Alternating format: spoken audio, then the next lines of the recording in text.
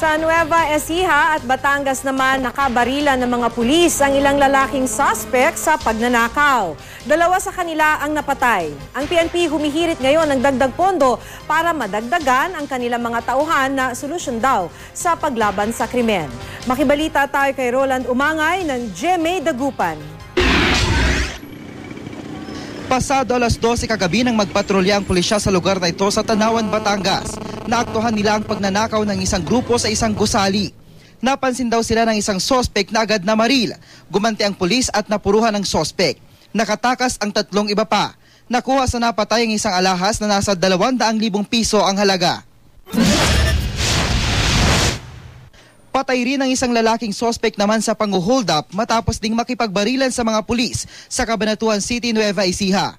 Ayon sa pulisya, dati nang nakulong ang sospek dahil sa pagkakasangkot sa iba't ibang kaso ng krimen.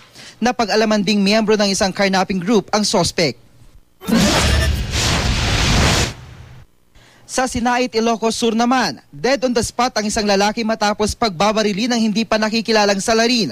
Ayon sa pulisya, naglalaro ng baraha sa isang bahay ang biktima nang lumapit ang salarin. Posible raw na may kinalaman ng krimen sa pagkakasangkot ng biktima sa illegal na droga at isang gun for hire group. Roland Umangay, Nagbabalita, Pilipinas.